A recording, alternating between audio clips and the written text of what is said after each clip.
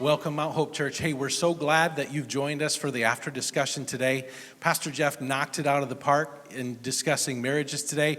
And so with me on stage, we have again Pastor Geoff and his wife Amanda, my beautiful wife Amanda. And then new to the stage is Ron and Shirley Reed. So just to give you some perspective, we have together right here, right at 90 years of marriage.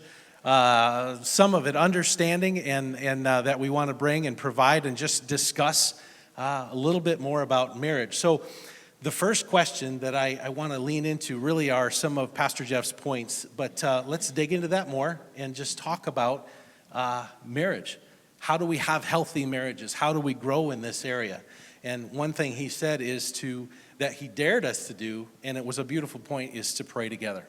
So I'm gonna pass this to you, Pastor Geoff, to begin to talk about the importance of connecting with our spouse in prayer. Often it's something we know, but until it's something that we do, that's where the change begins to come into place. So yes, I agree that connecting together in prayer is so vitally important. I think in our marriage, we've had times where they were a little more consistent, and other times when they weren't as consistent. And so when we do that and together, it's such an intimate moment because I can begin to ask her, what is it that you need me to pray for you about? And what is it that I need her to pray for me about? And so having that opportunity has really brought a different type of intimacy in our marriage. It's also helped me that even in my own personal and quiet time that there's certain things that I have to continue to pray for my wife about. The Bible tells us, to keep asking and keep asking. And so it brings a sense of consistency. It brings a sense of continually watering that garden and taking things to the Lord in prayer. And I think that, the more that I can pray for my wife, it really helps me to be able, even in a role as a pastor, if I can pray for my wife as my bride, it even helps me to learn how to pray in my role as a pastor in that role, even for my children. And so it certainly allows us in our marriage to begin to cultivate things not only together, but also, individually. And just the power of unity in marriage. I think, as Pastor Geoff had mentioned, there's things that we can undertake when we can come in unity and pray together. So, we would not be where we are now, I don't think, without that prayer partner that I have right here next to me with the Lord praying with us. So I don't know if my wife wanted to add anything else to that, but that's kind of been what it looks like and what it has looked like for us in our marriage. A little to add to that, I think just praying together and also knowing what to pray for as they share with us, but also, as he was saying, being able to share those lovely thoughts to them and to be able to speak, life into them and to pray and prophesy and speak a word over them and encourage them and how to encourage them. I think is also important from us praying together or knowing what the need is to pray about. Yeah, I think for Amanda and I, when we began to finally do this, when I as a husband really took the lead in that position, for me, it really caused great growth because it was putting me into a position that I knew I was supposed to take, but I was hesitant to because I didn't feel spiritual. I didn't feel like I knew how to pray. I think the first time we prayed, I was like, Lord, help us. You're great, and amen. So, but we've learned some things. So, hey, it's great if that's where you're at the time. Just do something. But I think and you could probably speak to this better than I can, but I think one of the takeaways is, for you especially, that's really brought some emotional intimacy to the marriage because I was willing to lead, and we were actually connecting in prayer. And that's one of the things that actually will come out of prayer is when you're praying together is the emotional intimacy, because I'm hearing your heart and you're hearing my heart, and we're going back and forth, and really then the Lord's in that moment, and so he's able to do some work. And we've had times where we've been repenting, and I'm probably more so, but so talk to us about that. Yeah. No, that's good. It's true that you don't necessarily think that prayer is something that could bring unity in your marriage, but it does. And it's just, and also the other thing that it does for me in praying together is that it makes me feel like, okay, we're a team. And no matter what's coming against us, no matter what we're going through, sometimes, you just feel like you're alone, like you're the only person that's ever gone through this or this, that, or the other. But just praying together brings that unity, and it's helped me just to feel like, okay, I'm not alone. We're not alone. We know that there's power in agreement. The Lord is hearing us. Things are going to change. And so it's brought a lot of comfort in that regard, too. Yeah. So Ron and Shirley, been married 47 years. You are some of the marriage mentors that help other people in marriage, whether it's a tune-up or you're even willing to get into those that are more in crisis mode. But tell us some of the things. Let's talk about prayer real quick, but then go into the next thing that you might consider a key to longevity and health in marriage. The first 7 years of our marriage, we weren't saved. So we've had 40 years as Christians, which is the foundation that you should build your marriage on.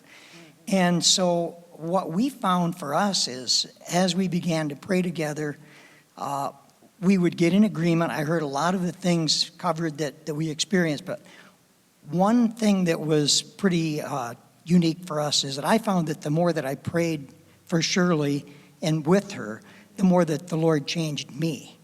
So oftentimes you're praying to get in agreement and you're really wanting to see change, kind of hoping to see it in the other person, but oftentimes the Lord is really chipping away at your heart, changing you yourself.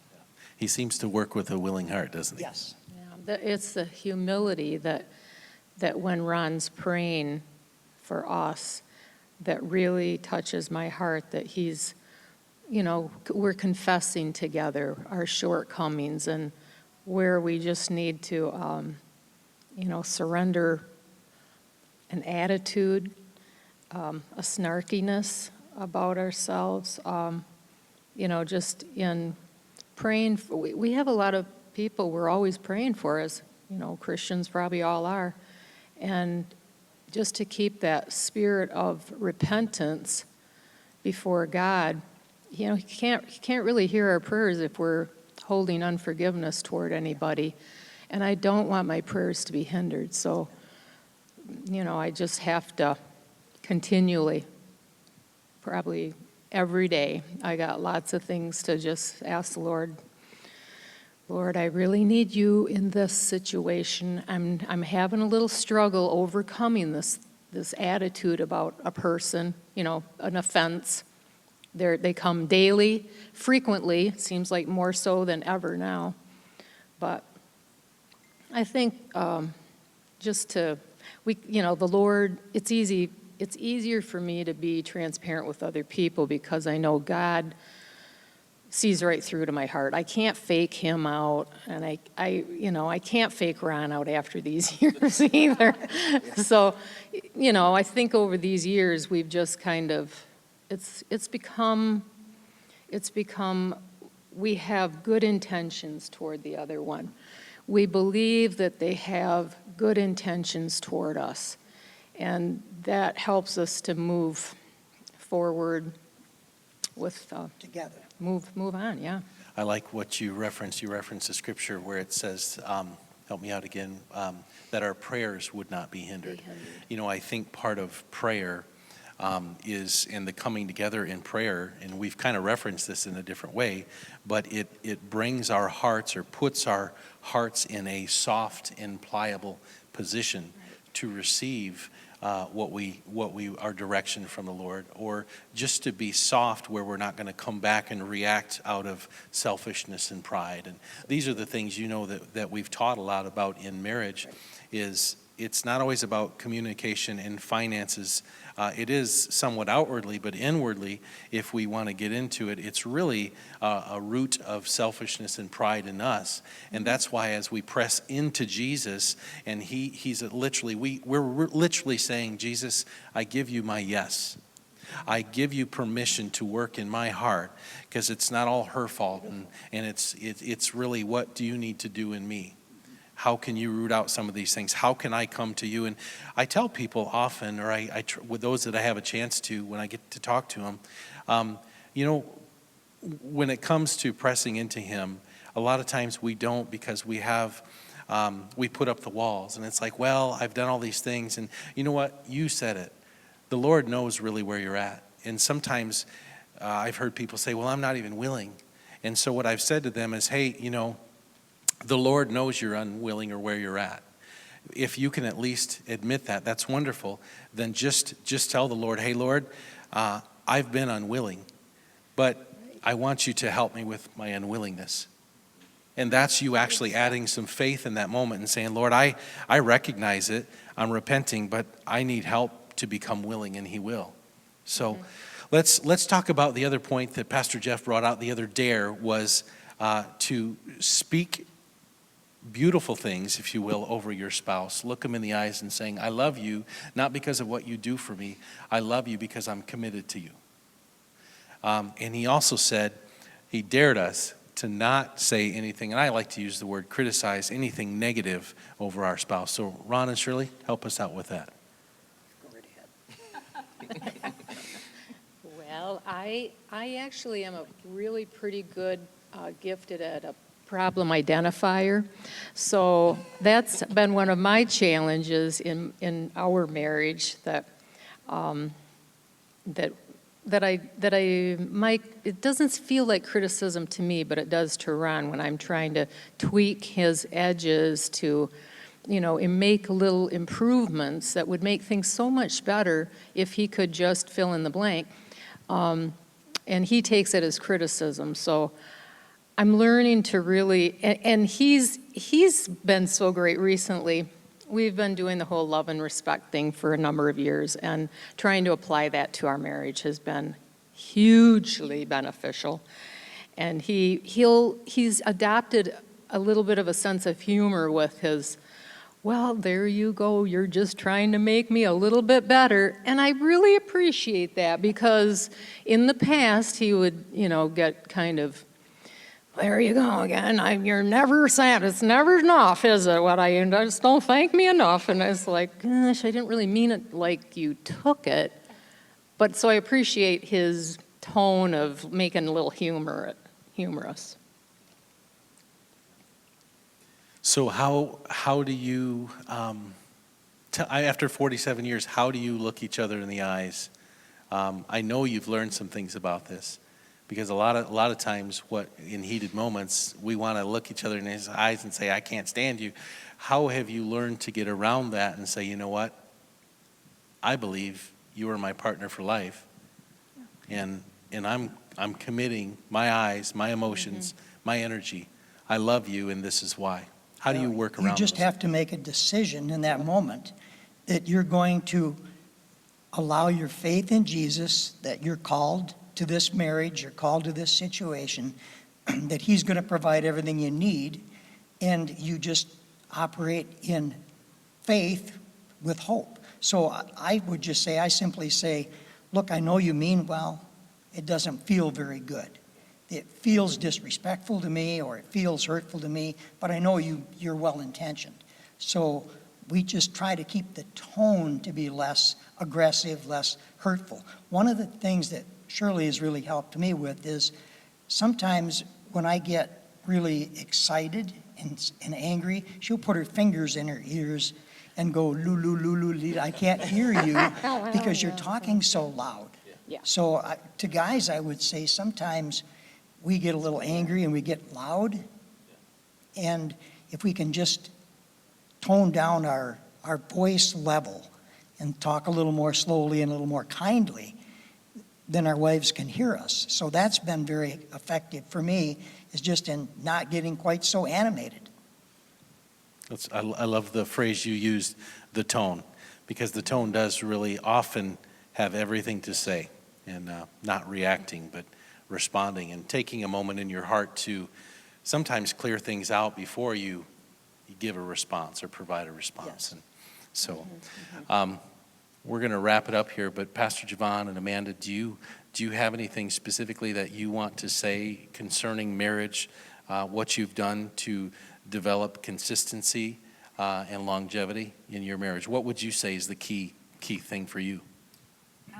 One of the scriptures that Pastor Geoff had today was Ephesians 4:32. It says, "Be kind to one another, tender-hearted, forgiving one another, even as God, for Christ's sake, has forgiven you."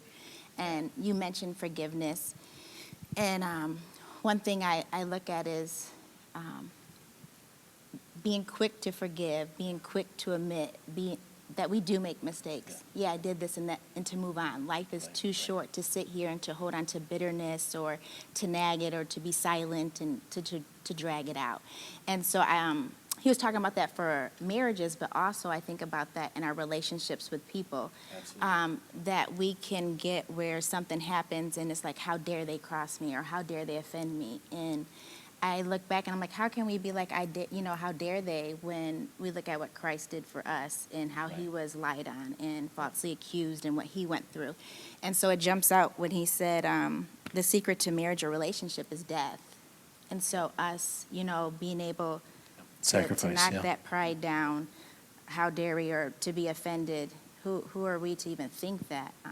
So that's one thing, quick to be able to admit and to move forward. I'm like, life's too short, let's enjoy it. I love that. That's perfect. That's Yeah. great. So for those of you that have the opportunity to view this, one thing we want to let you know, we could talk about this for hours and have fun doing so, but we do have a ministry in place. It's called Love and Respect Marriage Mentorship. That's relatively new here to Mount Hope.